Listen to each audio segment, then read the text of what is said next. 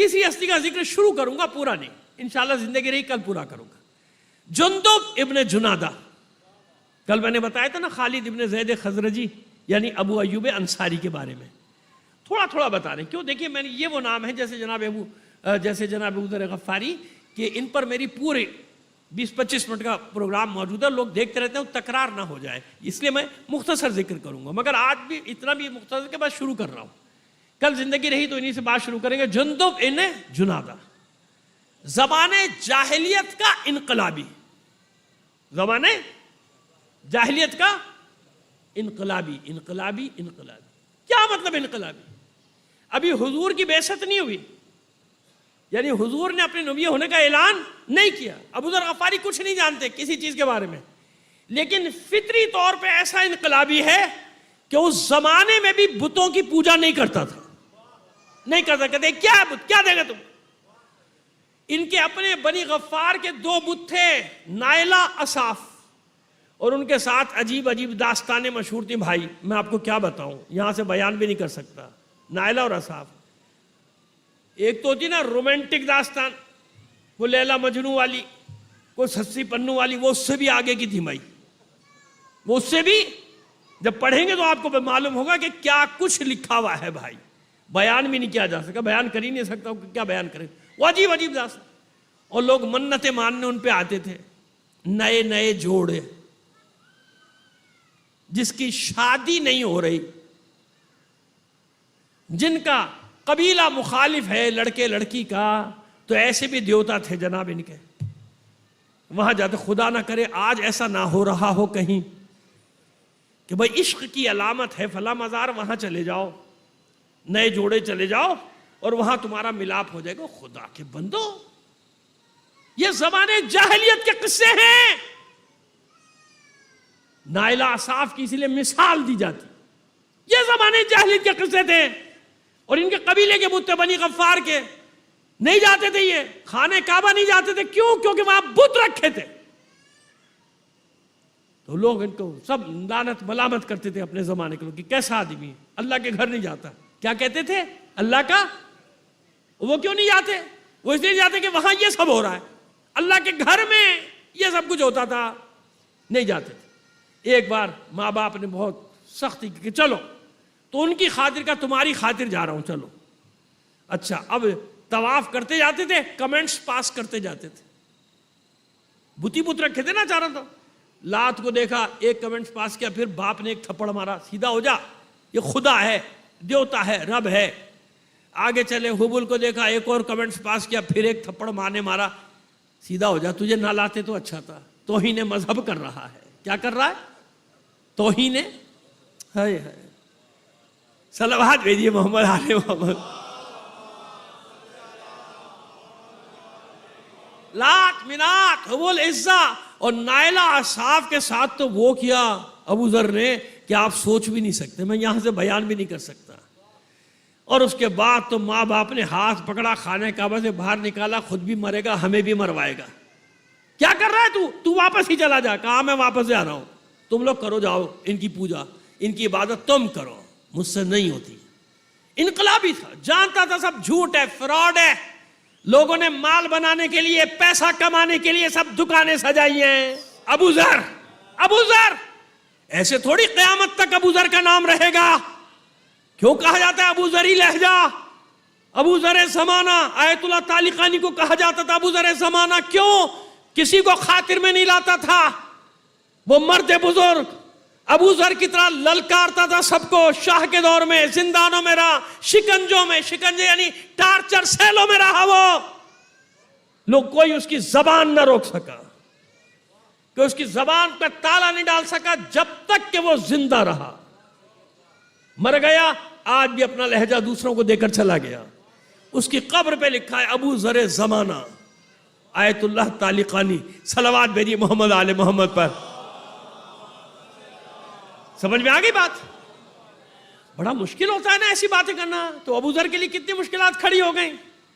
وہ ابو ذر جس کے لیے اللہ کا رسول فرمائے کہ آسمان نے سایہ نہیں کیا ابو ذر سے زیادہ سچے شخص پر. پریشان مت ہو جائیے گا. غیر معصومین کی بات ہو رہی ہے. کس کی بات ہو رہی ہے؟ ہاں، معصومین سے کسی کا کوئی مقایسہ یا مقابلہ نہیں ہوتا. ایک دفعہ میں نے پڑھا لوگ کھڑے ہو کے کہ یہ آپ نے کیا بات کر دی. کوئی عقل کے ناخن لیا کرو. کبھی کچھ وہی بات خود بھی سوچ لو، میرے سمجھائے بغیر بھی سوچ لیا کر بھائی. اللہ کے بندے، معصومین کا مقایسہ نہیں ہے نا. میں معصومین کا کسی سے مقابلہ کر سکتا ہوں؟ بتائیے کہ وہ ان سے زیادہ سچے تھے یا سب سے زیادہ سچے کیا تھے؟ وہ صادق تھے، امین تھے، معصوم تھے. بات ختم ہو گئی. معصوم ہے، طاہر و مطہر ہے، صادق ہے، امین ہے، وہ ختم ہو گئی بات. مقایسہ موازنہ کہاں ہوتا ہے؟ غیر معصوم. غیر معصوم. کوئی ابو ذر سے بڑا سچا شخص نے جس پر آسمان نے سایہ کیا. یہ فخر تھا ابو ذر کا. اس لیے در بدر ابو ذر کو پوچھے، میں نے کہا ہاں مانتے ہیں، کیوں نہیں مانتے؟ ہم بھی مانتے. تو ہم بھی مانتے تو بھائی ذکر بھی تو کرو. یہ ذکر بھی کیوں نہیں ہوتا؟ ہم بھی مانتے. بھی کیا ہے؟ ذکر کرو. بتاؤ نا لوگوں کو. نہیں بتا سکتے، پر جلنے لگتے ہیں. صلوات بھیجیے محمد آل محمد پر. بس تفصیلی باب ہے. جس میں شعور ہوتا ہے وہ ان چیزوں کو سمجھتا ہے. جیسے جناب بلال لاکھ غلام صحیح، حبشی غلام صحیح، لیکن شعور تھا. جیسے جناب یاسر، جیسے ان کی اہلیہ جناب سمیہ، ابھی آج ذکر آئے گا ان کا. جیسے ان کے صاحبزادے جناب عمار یاسر، جیسے ارقم بن زید، ہے نا. یہ کہتے ہیں یہ وہ باشعور لوگ تھے. ایسا نہیں تھا کہ کوئی تھا نہیں، یہ تھے. جبھی تو انہوں نے لبیک کہا، آگے بڑھے. باشعور لوگ سمجھتے تھے کہ سرداری سسٹم نے، سرداری نظام نے ہمیں جکڑ رکھا ہے اور ہمیں توہم پرست بنایا، ہمیں بت پرست بنا دیا، ہمیں مشرک بنا دیا. ان لوگوں نے کیا کیا؟ ہمیں مشرک بنا دیا. آہستہ آہستہ لا کے ہمیں مشرک بنا دیا. کیوں؟ پیچھے ان کے مفادات ہیں نا، پیچھے ان کے فائدے، پیچھے ان کی دنیا ہے، پیچھے ان کی کیا کہنا چاہیے کہ چودراہٹیں ہیں، سرداریاں چل رہی ہیں، لوگوں پہ حکومت چل رہی ہے، لوگوں کے وہ بڑے بڑے پیر مرشد بن کے بیٹھے ہوئے ہیں. تو سب ٹوٹ رہا ہے نا سسٹم. تو جو باشعور ہوتا ہے وہ سمجھتا ہے نا ان باتوں کو. تو وہ آج بھی آپ معاشرے میں دیکھیں گے، کہیں بھی کسی بھی جگہ معاشرے دنیا بھر میں ہوتا ہے کہ کچھ لوگ ضرور ہوتے ہیں جو سمجھتے ہیں بات کو، شعور رکھتے ہیں کہ نہیں یہ سب غلط ہو رہا ہے اور یہ ہونا نہیں چاہیے، یہ غلط ہو رہا ہے. نہیں، لوگوں کو الو بنا رہے ہیں، لوگوں کو بیوقوف بنا رہے ہیں. اس کے لیے ضروری ہوتا ہے لوگوں کا جاہل رہنا. اس کے لیے ضروری ہوتا ہے لوگوں کا جاہل رہنا. کیونکہ اگر وہ شعور آئے گا، پڑھے لکھیں گے تو سمجھ جائیں گے نا ان کی چالوں کو. لہذا معاشرے کو جاہل رکھا جائے تاکہ ان میں شعور پیدا نہ ہو. تو آپ اندازہ لگائیے اس معاشرے کی جہالت کا، مکے کی، کہ پورے حجاز میں 17 آدمی لکھنا پڑھنا جانتے تھے. کتنے آدمی؟ ایسا نہیں کہ تحریر نہیں تھی، یثرب میں اسے زیادہ لکھنے پڑے تھے. حجاز کی سرزمین میں کتنے تھے؟ ٹوٹل 17 آدمی جو لکھنا جانتے تھے. اتنی بڑی آبادی میں 17 آدمی لکھنا جانتے تھے. کیوں؟ سردار چاہتے ہی نہیں تھے کہ یہ پڑھے لکھے. ان 17 میں بھی اکثریت کہاں تھی پڑھے لکھوں کی؟ بنی ہاشم. اکثریت کہاں تھی؟ بنی ہاشم. جناب عبد المطلب کے بیٹے وہ پڑھے لکھے تھے، انہیں نے اپنے بیٹوں کو لکھایا، پڑھایا.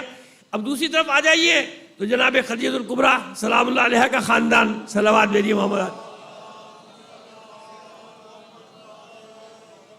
اب آپ آ رہی ہے گنتی سمجھ میں آ رہی ہے کتنے سے لوگ تھے جو لکھنا پڑھنا جانتے؟ انہی میں شعور تھا، وہ لوگ باشعور تھے.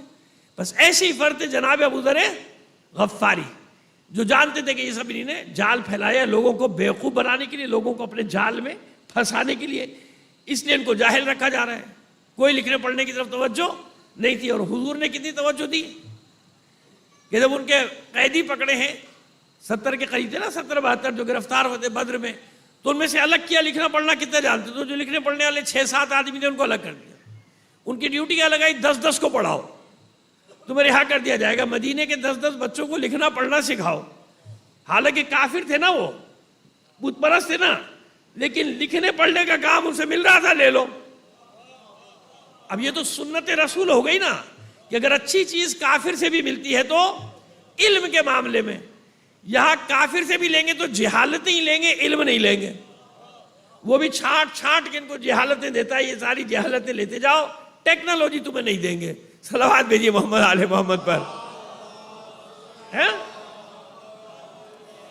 تو اپنے اپنے مطلب کے لیے لوگ ساری باتیں نکال دیتے. بھائی اللہ کے، اب یہ میں نے مثال دی، کہیں گے بھائی اللہ کے رسول نے منع نہیں کیا، انگریزوں سے تعلقات رکھنے، مشرکین سے تعلق، حضور نے بھی تو ایسا کیا تھا. حضور بھائی میں مورد بتا رہا ہوں کہ کہاں پر ہے کہاں پر نہیں ہے. کہاں نہ چاہیے چین جانا پڑے جاؤ چین سے لے لو علم، ہے نا، ولو بالصین اطلب العلم ولو بالصین، چاہے تمہیں چین جانا پڑے جاؤ وہاں سے لے کر آ جاؤ.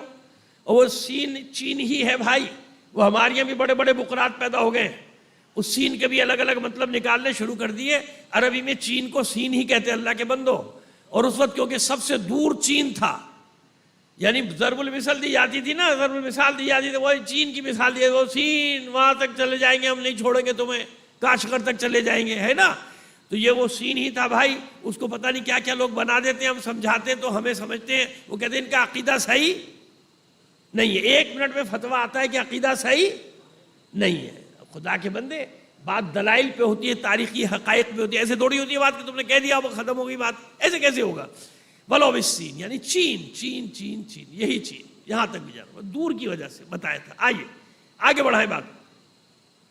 جیسے ہی آپ کی رسالت کا اعلان ہوتا ہے، اچھا اس سے پہلے ایک عجیب بات ہے، حضور کی رسالت کے اعلان سے 3 سال پہلے سے ابو ذر غفاری نے راتوں کی عبادت شروع کر دی تھی. تاریخی حقیقت، راتوں کی عبادت. تو اس کا مطلب عبادت موجود تھی نا، تحریف کر دی گئی تھی. بنی ہاشم میں تو عبادت کرتے تھے نا، جناب ابراہیم کا دین تو موجود تھا، لوگوں نے بدل دیا تھا. یعنی کوئی زمانہ عبادت سے خالی، یعنی اس زمانے میں بھی 2-4 آدمی ایسے تھے جو بیچارے اصل دین پر باقی تھے. وہ عبادت کا جناب ابو ذر غفاری کے لیے 3 سال پہلے سے آپ نے شب بیداریاں شروع کر دی تھیں. رات رات بھر عبادت کرتے تھے اللہ کی، رات رات بھر. اس کا صلہ کیا ملا کہ جو ہی اعلان ہوئے سیدھے دوڑے حضور کی خدمت میں. تو یہ ایمان لانے والے 4تھے یا 5ویں آدمی ہیں جو اللہ کے رسول پر ایمان لائے. ان میں کون سا نمبر ہے ان کا؟ چوتھا یا 5واں نمبر. اور اللہ کے رسول کو رسالت کی مبارکباد دینے والے پہلے شخص، دستور نہیں تھا تو یہ پہلے شخص نے تہنیت بھی دی اور تبریک یعنی مبارکباد پیش کی اللہ کے رسول کو. یہ منصب سنبھالنے پر، ملنے پر نہیں. ملا ہوا تو جب کا ہے جب خلقت ہوئی تھی بھائی. بار بار عرض کرتے کہ رسول جب خلق ہوا جب ہی رسول تھا. یہ ہے کہ جب اعلان کر دے رسول، اب اپنی رسالت کا اعلان کر دے. جناب ابو ذر نے حضور سے عہد و پیمان کیا کہ زندگی میں کبھی بھی حق بات کہتے ہوئے ڈروں گا نہیں، کسی کے بھی سامنے. یہ عہد و پیمان تھا، کسی کے سامنے بھی حق بات کہتے ہوئے نہیں ڈروں گا. یہ ان کی پہچان بن گیا تھا. ہجرت بھی کی واپس مدینے والوں کے ساتھ، یعنی جو باقی مسلمان جب آئے ہجرت کر کے تو اپنے قبیلے سے یہ بھی نکلے بنی غفار سے، یہ بھی مدینے پہنچ گئے. مدینے پہنچنے کے بعد ہر جنگ میں انہوں نے شرکت کی، یعنی تمام غزوات میں یہ شریک رہے. تمام جتنے بھی غزوات تھے ان میں یہ جناب ابو ذر غفاری شریک. اور اسی دور میں مشہور ہو گیا تھا ان کے بارے میں حدیث، سب کو آج تک یاد ہے، کوئی مسلمان اس کا انکار نہیں کرتا کہ آسمان نے سایہ نہیں کیا ابو ذر غفاری سے زیادہ سچے شخص پر. حدیث ہمارے یہاں بھی ان کے یہاں بھی ابو ذر غفاری سے زیادہ سچے شخص پر کسی نے سایہ، کیونکہ اللہ کے رسول نے اس لیے بتایا کہ بعد میں شک نہ کرنا، یہ جو بھی کہے گا سچ ہوگا. اس سے زیادہ سچے شخص پر آسمان نے سایہ ہی نہیں کیا. اب یہی ہماری برادران سے گلہ ہے، شکوہ ہے، پیار بھرا شکوہ ہے، پیار بھرا گلہ ہے. بھئی کیوں ذکر نہیں کرتے آپ جناب ابو ذر غفاری کا؟ بتائیے نا. اتنا بڑا انقلابی آدمی، اتنی بڑی انقلابی شخصیت جس نے زمانے جاہلیت میں سرداری سسٹم کو للکارا، اس کے خلاف کھڑا ہو گیا. تم کرتے ہو سب جھوٹ ہے، یہ سب بکواس ہے، یہ سب تم نے لوگوں کو فراڈ، لوگوں کے ساتھ فراڈ کیا ہے، لوگوں کو دھوکہ دینے کے لیے تم نے جال پھیلائے ہوئے طرح طرح کے. یہ سارا لڑتے تھے، جگہ جگہ ان کے مباحثے ہوتے تھے ابو ذر غفاری کے. جناب ابو ذر کے بنی غفار سے تعلق تھا، اس لیے ذر بیٹے کا نام تھا تو اس لیے ابو ذر کے کنیت مشہور ہو گئی تھی. کہیں اور بھی نام لکھے لیکن اصل نام جو سب جگہ لکھا ہے جندب ابن جنادہ، جندب ابن جنادہ. اب آئیے مسئلے کہاں کھڑے ہوئے. میں نے ارکان اربعہ کا ذکر کیا تھا نا آپ کے سامنے. ارکان اربعہ میں پہلا نام ہے ابو ذر غفاری، دوسرا نام ہے سلمان فارسی، تیسرا نام ہے عمار یاسر، چوتھا نام ہے جناب مقداد بن اسود کندی، اور یہاں ایک نام میں اختلاف ہے، بعض کہتے ہیں حذیفہ یمانی، بعض کہتے ہیں مقداد کندی، یا حذیفہ یمانی یا عمار یاسر۔ بہرحال پانچوں بھی ہوں تو ہمیں کوئی مسئلہ نہیں ہے، کیونکہ بعد میں یہ 5 کی تعداد بڑھ کے 12 ہو گئی تھی۔ کتنی ہو گئی تھی؟ 12 تعداد بھی ہو گئی تھی جو اسات۔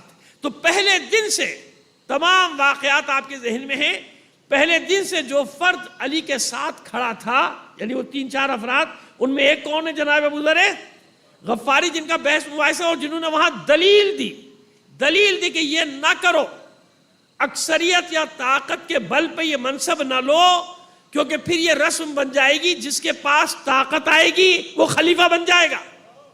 اور بنی امیہ بنی عباس کے زمانے میں کیا ہوا؟ جو ابو ذر غفاری نے کہا تھا وہی ہوا نا، جس کے پاس طاقت آتی تھی وہ بادشاہ بنتا تھا، جس کے پاس طاقت آتی تھی وہ بادشاہ بنتا تھا۔ اور ماشاءاللہ پورے عالم اسلام میں یہ سنت آج تک جاری ہے، طاقت کو قابو کر لو، بادشاہت خود ہی مل جائے گی۔ صلوات بھیجیے محمد آل محمد پر۔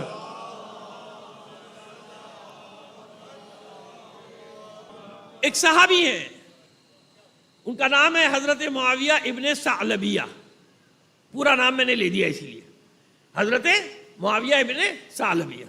وہ کہتے ہیں مریض ہوئے ایک دفعہ ابو ذر غفاری، وہ نہیں آخری مرض نہیں، بیچ میں بہت سخت مریض ہو گئے، تو ہم عیادت کے لیے گئے، تو معلوم ہوا کہ انہوں نے وصی بنا دیا اپنا۔ کسے وصی بنایا؟ علی ابن ابی طالب کو وصی بنا دیا، کہ میں نے ان کو وصی بنا دیا۔ تو کسی نے اعتراض کیا کہ آپ کو بھائی چاہیے تو یہ تھا کہ فلاں صاحب کو آپ وصی بناتے، امیر کو وصی بناتے۔ جناب ابو ذر غفاری نے بہت عمدہ جواب دیا کہ میں نے امیر ہی کو وصی بنایا ہے، میں نے امیر ہی کو اپنا وصی بنایا ہے اس وقت۔ اور پھر چلتے چلتے اس سے کہنے لگے کہ دیکھو یاد رکھنا، آپ کبھی کبھی مولا عارفان کو شیخ مظلوم کہتے تھے۔ شیخ بے معنی وہ شیخ نہیں جو آپ کے رائج ہے، شیخ قوم کے بڑے کو کہا جاتا ہے، قوم کے بڑے کو۔ آج بھی عربوں میں سید بھی ہیں تو اس کو شیخ کہتے ہیں، شیخ سید فلاں فلاں، شیخ سید فلاں۔ شیخ کا مطلب ہوتا ہے بزرگی کی علامت۔ تو کہتے تھے اس شیخ مظلوم کا ساتھ نہ چھوڑنا، مجھے ڈر ہے، جو ابو ذر غفاری فرماتے ہیں، مجھے ڈر ہے اگر تم نے اس کو کھو دیا تو تمہیں رات اور دن کی تمیز مٹ جائے گی۔ مولا کائنات کے لیے وصیت کرتے ہیں کہ اس مظلوم کا، اور کبھی کہتے تھے پیر مظلوم، کہ اس مظلوم کا ساتھ نہ چھوڑنا، کیونکہ مجھے ڈر ہے اگر تم نے اس کے دامن کو چھوڑ دیا تو کیا ہوگا تمہارا حال؟ تمہیں دن اور رات کی تمیز، یعنی کیا مطلب؟ تمہیں حق اور باطل کی تمیز ختم ہو جائے گی، تمہیں حق اور باطل کی تمیز نہیں رہے گی جب اس کا ساتھ نہ چھوڑنا، اس کے ساتھ رہنا۔ نتیجہ یہ ہوا کہ جناب ان کی باتیں یہ جہاں لوگوں کو جمع کرتے تھے، کبھی سفینۃ النجات کی حدیث سناتے تھے، کبھی علی مع القرآن والقرآن مع علی کی حدیث سناتے تھے، کہیں علی مع الحق والحق مع علی کی حدیث سناتے تھے، کبھی کہتے تھے مجھ سے سنو غدیر خم میں کیا ہوا تھا، کبھی غدیر خم کا واقعہ سنانا شروع کر دیتے تھے، کبھی مباہلے کا واقعہ سنانا شروع کر دیتے تھے، کبھی شب ہجرت، کبھی ذوالعشیرہ، ہر ایک کے گواہ تھے نا سارے واقعات۔ نتیجہ یہ ہوا کہ جب تنگ آنا شروع ہو گئے لوگ، جب تنگ آنا شروع ہوئے تو اب یہ تاریخ ہے بھائی، میں تو بڑی احتیاط سے پڑھ رہا ہوں، مولانا صاحبان سے میری گزارش ہے کہ پڑھ دیا کریں، آپ خود ہی بتا دیا کریں کیا ہوا، میں کیا بتاؤں بھائی، آپ بتائیے نا جناب ابو ذر غفاری کے ساتھ کیا کیا ہوا۔ خیر میں تو بڑی احتیاط سے کام لے رہا ہوں۔ ان کو شہر بدر کر دیا گیا، مدینے سے نکال دیا گیا۔ کسے؟ جناب ابو ذر صحابی ہے یا نہیں ہے؟ عجیب ہے، یہ بھی تو صحابی ہے بھائی، اور کتنے بزرگ صحابی۔ ابو ذر غفاری کیا آپ بھی کہہ رہے ہیں؟ کیا حضور نے فرمایا کہ ابو ذر سے زیادہ سچے شخص پر آسمان نے سایہ ہی نہیں کیا؟ آپ بھی فرمانے تو بتائیے نا، وہ صحابی نہیں ہے، اس کی حرمت نہیں ہے، اس کی عزت نہیں ہے، اس کا اکرام نہیں ہے، اس کا احترام نہیں ہے، اس کا شرف نہیں ہے، اس کی بزرگی نہیں ہے، صحابی رسول۔ لیکن نہیں، جو پسندیدہ شخصیات ہے بس وہیں تک رہو، اس سے آگے جانے کی ضرورت نہیں ہے۔ اس لیے ہم سب کا ذکر کر رہے ہیں، ریکارڈ ہو جائے کہ دیکھو ہم سے زیادہ صحابیوں کے نام تمہیں نہیں پتا، نہ ان کے حالات جانتے ہو، ہم جب پڑھتے رہیں گے ختم ہی نہیں ہوں گے وہاں۔ میں نے کہا نا 950 تو میرے پاس ہیں نام، ویسے تو 1110 کی پوری لسٹ موجود ہے، فہرست موجود ہے، لیکن وہ پہلی مجلس میں بتا چکا فرق کیا ہے. تو 950 نام تو میرے پاس موجود ہے بھائی. اور کسی نے 450 لکھے ہمارے عالم نے، کسی نے 500 کے نام لکھے، 950 نام میں نے نکالے صحابہ کے. تو ہمارا تو بھیا کئی سال اسی میں گزر جائیں گے صحابہ کا ذکر کرتے کرتے. پریشانی ہو جائے گی آپ لوگوں کو پھر کہ بھائی ختم کراؤ ان سے، صحابہ کا ذکر بند کراؤ ان سے. صلوات بھیجیے محمد آل محمد پر. میں اپنے دیگر پڑھنے والوں سے بھی، بڑوں سے تو نہیں گزارش کر سکتا، لیکن جو نوجوان ہیں نئے پڑھنے والوں سے یہ گزارش کرتا ہوں مطالعہ کریں بیٹا، آپ لوگ مطالعہ کریں. صرف یہ ایک ٹاپک لے لیں تو آپ کئی سال تک کا میٹر آپ کے پاس آ جاتا ہے. صرف اصحاب رسول، صرف اصحاب رسول پہ پڑھیں آپ. اور آپ دیکھیے کہ ہر صحابی جن کا ہم نام آپ کو دیں گے، جن کے لسٹیں آپ کو دیں گے، جس صحابی کا ذکر کریں گے پیچھے اہل بیت تنگ آ جائیں گے کہ یہ کیا مصیبت ہوگی، ہم نے کون سا ذکر چھڑ دیا، صحابہ صحابہ صحابہ. ہمارے پاس تو اتنے نام بھی نہیں ہے جتنے ہی سنا رہے ہیں ہم کو. نہیں نا، بات تو چند مخصوص شخصیتوں کو بچانا ہے نا، چند مخصوص شخصیتوں کو بچانا مقصود ہے. صحابہ سے محبت تھوڑی ہے. صحابہ ہم بتا رہے ہیں نا کیا کیا گیا، تبعید کر دیا گیا. پہلے سرزنش کی جاتی تھی، لڑائی دنگے، دھمکی دی گئی قتل کرنے کی. ان کو جناب ابوذر غفاری کو وہ اعلان بھی کیا کہ مجھے قتل کرنے کی دھمکیاں دی جا رہی ہیں. جیسے آج ہوتا ہے کہ جناب قتل کی دھمکیاں ملنا شروع ہو گئی. پھر ان کو کہا کہ چلے جاؤ شام بھیج دو ان کو. کہاں بھیج دو؟ شام گئے تو وہ اپنے پاس نہیں رکھنا چاہتا تھا. پہلے اس نے لالچ دینا چاہی، 300 دینار بھیجے، واپس کر دیا ان کے لے جا، مجھے ضرورت نہیں ان چیزوں کی. اب یہ مسجد میں جاتے تھے، کھڑے ہو جاتے تھے، مجھے پہچانتے ہو؟ لوگ کہتے تھے نہیں ہم تو نہیں جانتے. کہ میں ابوذر غفاری ہوں. کہتے تھے ہاں نام سنا ہے، نام سنا. آپ وہی ہیں نا؟ ہاں میں وہی ہوں جس کے بارے میں اللہ کے رسول نے فرمایا ہے مجھ سے زیادہ سچے شخص پر کسی نے سایہ، آسمان نے سایہ، مجھ سے زیادہ سچے شخص پر آسمان نے سایہ نہیں کیا. وہاں شروع ہو جاتے تھے، وہ پریشان ہوتے ہیں کیا ہو گیا. اس نے بھیج دیا پہاڑی علاقے میں. دیکھیے اس وقت کا جو شام ہے نا، سمجھ لیجیے یہ آج والا شام نہیں ہے. اس وقت کا شام بہت بڑی اسٹیٹ ہے. حماس، فلسطین، یا آج کا لبنان، یہ سب شامات کہلاتے ہیں. سب شام کہلاتے، سارا شام. اس نے کیا کیا؟ جبل عامل کی پہاڑیوں میں بھیج دیا. جبل عامل آج کا جنوبی لبنان، آج کا جنوبی لبنان، اس کو یہ آج بھی جبل عامل کہلاتا ہے. بڑے بڑے علماء ہمارے شہید اول شہید ثانی دونوں جبل عامل کے. ایک ہے الف سے عامل، وہ ایران میں عامل ہے. کہاں ہے وہ مازندران میں عامل، جس کے ہے آیت اللہ جواد عاملی، آیت اللہ حسن زادہ عاملی. اور ایک ہے شیخ عاملی عین سے. یہ جہاں عین سے آئے گا، جیسے علامہ حر عاملی جن کا یہ عین سے، جہاں عین سے آئے تو سمجھ لیجیے جبل عامل. تو عامل اور عامل میں مخرج کا فرق ہے. حمزہ کا مخرج ہے اور عین کا مخرج ہے. صلوات بھیجیے محمد آل محمد پر. یہ ہیں تو چھوٹی چھوٹی سی باتیں لیکن آپ کے کام کی، کہ جب کبھی آپ نام پڑھیں گے آپ حیران ہو یہ کیا عامل ہے، کہیں الف سے لکھا ہوا ہے کہیں عین سے لکھا ہے. تو دونوں صحیح لکھے ہوئے، وہ عامل سے ہے اور یہ جبل عامل کی سرزمین جنوبی لبنان. یا پہاڑی علاقوں میں بھیج دیا اذیت دینے کے لیے کہ دور کرو. وہاں پہ جا کے انہوں نے وہاں علی کی محبت کا چشمے جاری کر دیے.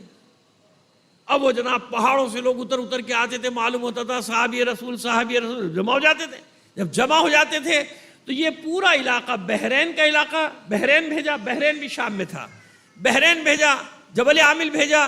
اس پورے علاقے میں جو تشیع ہے نا آج تک، یہ تشیع پھیلانے والے کا نام ہے ابوذر غفاری. اور آج تک یہاں کے لوگ فخر کرتے ہیں، جبل عامل کے لوگ، کہ ہم کسی اور کے نہیں، ابوذر کے ہاتھ پہ علی کے شیعہ بنے ہیں.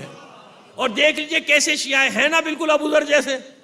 آج 14 صدیاں گزرنے کے باوجود بھی وہی ان کی للکار ہے ساری دنیا کے لیے. جبل عامل کتنا سا حصہ ہے بھائی، نقشے میں نظر بھی نہیں آئے گا جب تک آپ اس کو بڑا نہ کریں، زوم نہ کریں، نکلے گا نہیں جبل عامل. اور پوری دنیا سامراجی طاقتیں سب ان سے ڈرتی ہے. کیوں؟ وہ فخر سے کہتے ہیں کہ ہم ایسے نہیں شیعہ ہوئے، ہمیں ابوذر غفاری نے علی کا شیعہ بنایا ہے. صلوات بھیجیے محمد آل محمد پر. اور بہت خوبصورت علاقہ ہے، بہت حسین علاقہ ہے.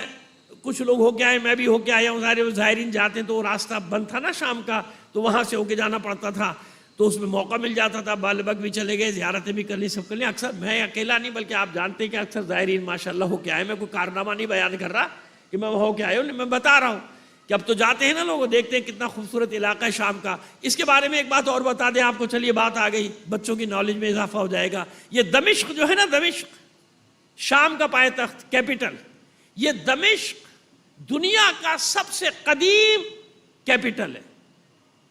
4000 سال سے یہ واحد شہر ہے جو ہر حکومت کا, جو بھی وہاں حکومت قائم کی, چاہے علاقائی چاہے مرکزی, یہ کیپٹل ہے, دارالخلافہ. 4000 سال سے. شہر اور بھی ہوں گے 5000 سال والے بھی, ہمارا ملتان بھی 4000 سے زیادہ پرانا ہے. نہیں, پایہ تخت, کیپٹل, دارالحکومت, یہ واحد شہر ہے دنیا کا جو 4000 سال سے کیپٹل ہے, دارالخلافہ.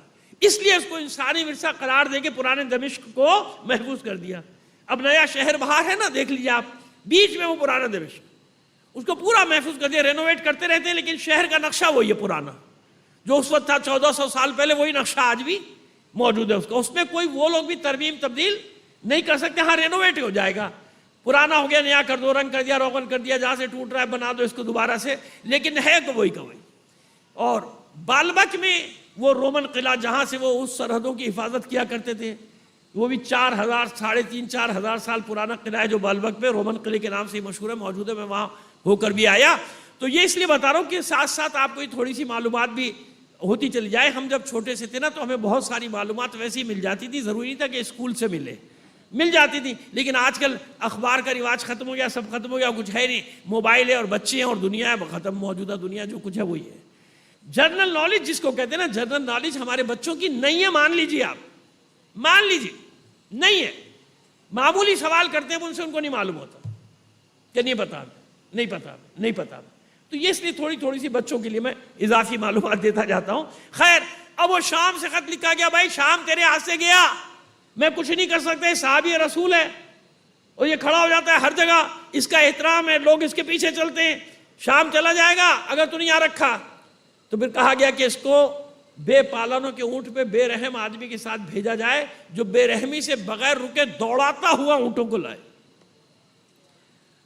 تو تاریخ کہتی ہے کہ جناب ابوذر غفاری جب مدینے پہنچے ہیں تو آپ کی رانوں کا گوشت ادھڑ چکا تھا, گر چکا تھا, اتنی بے رحمی سے لایا گیا تھا. کھڑے نہیں ہو سکتے تھے, ڈنڈے کے عصا کے سہارے کھڑے ہوتے تھے.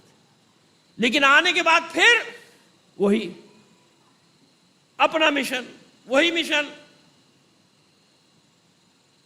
بدعنوانیاں شروع ہوئی بقول ابو العلا مودودی کے. کس کے بقول؟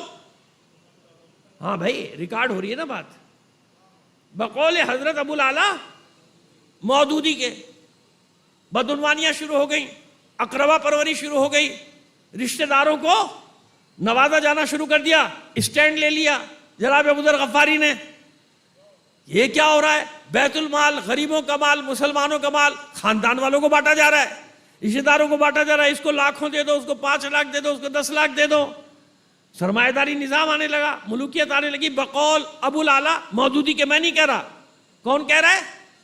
حضرت ابو العلا سید ابو العلا مودودی, وہ فرما رہے ہیں اپنی کتاب خلافت و ملوکیت میں, وہ فرما رہے ہیں. اب بھی ملتی ہے بازار میں, جا کے خرید لینا بھائی, میرے گلے نہ پڑ جانا. صلوات بھیجیے محمد آل محمد پر. ہے پھر ابوذر اسٹینڈ کر گئے, پھر ابوذر نے اسٹینڈ لیا. یہ سب کیا ہے؟ نہیں ہونے دوں گا. ہر جگہ کھڑے, مسجد میں کھڑے, سڑکوں. آخر جناب ان کو بلایا اور سخت کلامی بھی, وہ سخت کلامی بھی تاریخ میں موجود ہے, لیکن میں کیا کروں کہ میں آپ کو وہ سخت کلامی بھی نہیں بتا سکتا یہاں سے. کیا سخت کلامی, کس نے کس کو کیا کہا. یہ کہنے کے بعد کہا کہ میری مملکت سے نکل جاؤ. بھائی کہاں جاؤں؟ شام چلا جاؤں؟ نہیں, وہاں نہیں. حجاز چلا جاؤں؟ مکے چلا جاؤں؟ تم چاہتے ہو میں مکے چلا جاؤں, وہاں چل کے نہیں. ایسی جگہ جہاں تمہاری کوئی بات سننے والا نہ ہو, ایسی جگہ جہاں آبادیاں نہ ہو. تمہیں بہت دور بھیجوں گا, ربضہ بھیجوں گا, ربضہ جاؤ. اور افزا یہ اپنی زوجہ اور اپنے بیٹے اور کہیے بیٹی کے ساتھ، بہرحال یہ چھوٹا سا خاندان پہنچ گئے۔ اب وہاں کی سختی، جھونپڑی بھی ڈال لی، رہنا بھی شروع کر دیا۔ یہ جب جانے لگے تھے تو ایک آرڈر پاس ہوا کہ کوئی ان کو الوداع کرنے، کوئی، مدینے میں حکم پاس ہو گیا، کوئی نہیں جائے گا۔ اور مروان ایک محافظ کے طور، اچھا مروان کو ابھی تک لعنت اللہ علیہ کہہ سکتے ہیں آپ، یہ بتا دوں میں آپ کو، اس کے لیے کوئی بل پاس نہیں ہوا۔ یہ جب آپ بہت لعنت بھیجیں گے پھر یہ اس کا نام لائیں گے کہ نہیں بھائی اس کو بھی شامل کرو، ہے نا، سمجھ گئے نا آپ؟ تو ابھی آپ آزاد ہیں، مروان کو آپ جو چاہے کہہ سکتے ہیں، کیونکہ مروان وہ ہے جسے اللہ کے رسول نے حکم دے دیا تھا کہ مدینے سے باہر، اور یہ کبھی داخل نہ ہو، اور اس کو پہلے نے بھی دور میں بھی داخلہ نہیں ملا، دوسرے دور میں بھی داخلہ، کیونکہ اللہ کے رسول کا حکم تھا، لہذا سب نے اس کا پاس کیا۔ اب یہ کیا پاس کرنے والے ہیں مجھے نہیں معلوم، اس کو بھی نکال کے لے آئیں گے کہیں نہ کہیں سے ٹکڑم لگا کے۔ ابو ذر کے لیے نہیں قانون پاس ہوگا، عمار یاسر کے لیے نہیں، ان کو جو چاہو کہہ دو، سلمان کے لیے نہیں، مقداد کے لیے نہیں، حذیفہ کے لیے نہیں، خزیمہ بن ثابت کے لیے نہیں، ابو دجان انصاری کے لیے نہیں، سعد ابن عبادہ کے لیے نہیں، جو چاہو کہو۔ لیکن ڈر یہ کہ مروان کا نام بھی آ جائے گا، خبردار مروان کو کچھ نہ کہنا، ہمارا بہت بڑا آدمی ہے ہمارا، اب ہم کیا کریں، سارے تمہارے بڑے آدمی ایسے تو بھائی ہم کہاں جائیں، ہم کیا کریں۔ صلوات بھیجیے محمد آل محمد پر۔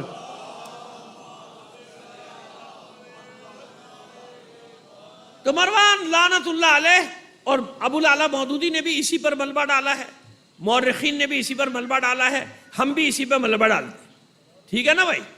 بری ذمہ قرار دیا ہے دوسروں کو، اور سارا ملبہ کس پہ ڈال دیا ہے؟ مروان پہ، تو ہم نے بھی مروان پہ ڈالا، ٹھیک ہے بھائی؟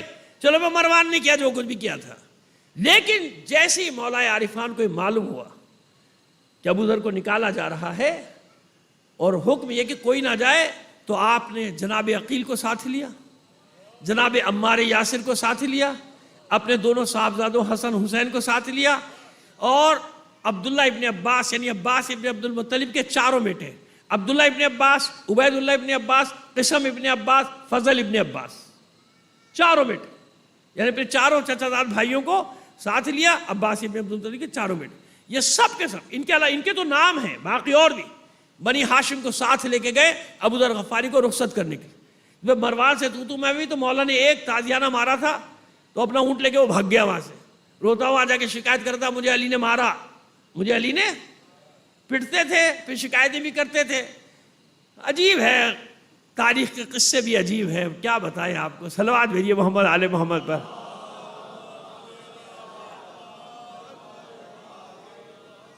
سامنے سے وار کرنے کی کسی میں کبھی ہمت ہوئی نہیں، جب کیا پیٹھ سے وار کیا، جب کیا پشت سے وار کیا، تو اب وہ مولا نے رخصت کیا، اور ابو ذر رو رہے ہیں، کہہ رہے کہ آپ میری آنکھوں کا نور ہیں، میری ٹھنڈک ہے، مجھے صرف ایک افسوس ہے کہ میں آپ سے دور ہو رہا ہوں، آپ کا حق پامال کیا، آپ کے حق کو لوٹا، اور ہم لٹتے ہوئے دیکھتے رہے، جیسے ساتھ دینا چاہیے تھا مدینے کے لوگوں نے ویسا ساتھ نہیں دیا۔ حالانکہ ابو ذر جانتے ہیں کون ہے، کہ یہ مدینے میں پہلے مرحلے میں اپنا سر گھٹوا کے ہتھیار سجا کے علی کے دروازے پہ پہنچ گئے تھے۔ یہ اس بات کی مطلب ہوتی تھی کہ سر دینے کے لیے آیا ہوں، یہ علامت ہوتا، سمجھا کہ میدان میں جا رہا ہوں اور مرنے کے لیے جا رہا ہوں، یہ علامت ہوتی کہ میں مرنے کے لیے جا رہا ہوں۔ یہ ان 4 آدمیوں میں سے تھے جو اپنا سر گھٹوا کے ہتھیار سجا کے علی کے دروازے پر پہنچ گئے تھے، لیکن علی نے کہا تھا کہ 40 ہوں گے تو قیام ہوگا۔ نکلے کتنے؟ 4۔ صلوات بھیجیے محمد آل محمد پر۔ اب کوئی نہیں کہتا، اب کوئی نہیں کہتا مدینے والوں کو کہ مدینے والوں نے ساتھ چھوڑا، انہیں بھی تو کچھ کہو، کوہے والے تو تم نے شیعہ بنا دیا، کہ وہ تو شیعہ تھے، تو مدینے والے کون تھے جنہوں نے علی کی بیعت کی اور بعد میں توڑ دی؟ یہ کون تھے؟ یہ کون تھے؟ وہ پہلی مجلس میں سب بتا چکے آپ کو۔ خیر چلیے چھوڑیے، جانے دیجیے، بات ہو گئی یہاں تک۔ علی نے رخصت کیا، آنسوؤں کے ساتھ رخصت کیا، بھیج دیا، اور انہیں معلوم تھا جب بیوی بہت پریشان ہوئی، ان کی حالت خراب ہو گئی، جناب ابو ذر غفاری کا پریشان نہ ہو، رو مت، اللہ کے رسول نے مجھے خبر دی ہے کہ پاک ترین لوگ میرا جنازہ پڑھیں گے. پاک ترین لوگ. وہ اس پہ حیران تھی کہ میرے پاس تو کفن بھی نہیں ہے, آپ کا انتقال ہوگا, میں آپ کو کفن کہاں سے دوں گی؟ یہی لباس ہے جو آپ پہنے ہوئے, جو ہم لوگ پہنے ہوئے, کہاں سے دوں گی؟ سب کچھ ہوگا. اللہ کے رسول نے مجھے خبر دی. ہم اتنے لوگ نام لیے, کچھ نام کے ہم سب بیٹھے تھے, تو اللہ کے رسول نے فرمایا تھا کہ تم میں سے ایک ربضہ میں بے کسی کے عالم میں مرے گا, پاک ترین لوگ اس کا جنازہ پڑھیں گے. تو میں نے اس بات کو یاد رکھا تھا, باقی سب مر چکے, آخری میں بچاؤں. صلوات بھیجیے محمد آل محمد پر. باقی سب ان کے نام ہیں, تاریخ میں ان کے نام موجود ہیں, وہ ظاہر ہے کہ آپ کا وقت بچانا مقصود ہے. تو وہ باقی سب مر چکے, میں بچاؤں اکیلا, تو وہ میں ہی ہوں. وہی ہوا, انتقال ہو گیا. سرحانے بیوی بیٹھی ہے اور بیٹا یا بیٹی, کہیں بیٹی ہے کہیں بیٹا, بہرحال اختلاف ہے تاریخی. تو کہتے ہیں کہ بیٹے کا تو انتقال ہو گیا تھا, بیٹی تھی. زر نام کا جو بیٹا تھا اس کا انتقال ہو گیا تھا, بیٹی تھی. بغیر جو بھی ہے, یہ دو افراد بیٹھے ہوئے بے چارگی کے ساتھ. ابھی کہتے ہیں کہ بعض کہتے ہیں کہ حالت احتضار ہے, یعنی دم نکلا نہیں ہے, نکلنے والا ہے, رو رہے ہیں بیٹھے ہوئے ماں اور بیٹا. اتنے میں ایک قافلہ نمودار ہوا. اچھا, یہ ابو ذر غفاری کہہ بھی چکے تھے کہ آئے گا کون, حج کا زمانہ نکل چکا, سب جا چکے حج کر کے, کون آئے گا؟ کہا اللہ کے رسول کا وعدہ ہے, اللہ کے رسول کا وعدہ ہے, پورا ہوگا. اتنے میں قافلہ. اب اس میں کون کون؟ صحابی رسول جناب عبداللہ ابن مسعود رضی اللہ تعالیٰ عنہ. صلوات بھیجیے محمد آل محمد پر. اور ایک اور مشہور نام کون سا ہے؟ جناب مالک اشتر. جی ابھی نے معلوم ہوا کہ یہ زوجہ نے آگے بڑھ کر قافلہ روکا, بتایا کہ صحابی رسول دم توڑ رہا ہے ربضہ میں. وہ سب پہنچے دوڑے, کہتے کہ ابو ذر بیٹھ گیا. ابو ذر نے آخری بات کی, اور پھر وہی نصیحت. سب کو ایک ہی وصیت کرتے تھے کہ دیکھو, اس پیر مظلوم کا خیال رکھنا, علی کے دامن سے وابستہ رہنا, کیونکہ عاقبت اسی میں ہے, آخرت اسی میں ہے. علی کا ساتھ نہ چھوڑنا کسی بھی صورت. ایسا نہ ہو علی اکیلا رہ جائے. فکر کس بات کی؟ اپنی نہیں ہے, نہ اپنے بچوں کے لیے کوئی وصیت کرنا, بیوی کے لیے. فکر کس کی ہے؟ اپنے مولا کی. میرا مولا اکیلا نہ رہ جائے, میرا مولا اکیلا نہ رہ جائے. یہ تھے اصحاب علی. اب سمجھ میں آیا ان کا ذکر کیوں نہیں ہوتا؟ اس لیے ذکر نہیں ہوتا کہ جب آخر تک ذکر کریں گے تو بتانا پڑے گا نا کہ ابو ذر کس کے موالیوں میں تھا, کس کا مولائی تھا علی, ابو ذر کس کا غلام تھا, ابو ذر. معلوم ہو جائے گا نا. لہذا یہ صحابی رسول یہاں دم توڑتا ہے, اور یہ پاک ترین لوگوں کی جماعت جسے اللہ کے رسول نے فرمایا, یہ ان پر نماز ادا کرتی ہے, ان کی تدفین کرتی ہے, اور ان کے بچوں کو, بیوی بچوں کو لے کے واپس مدینے آتے ہیں, کیونکہ انتقال ہو چکا, لہذا کوئی ان سے سروکار نہیں رکھتا.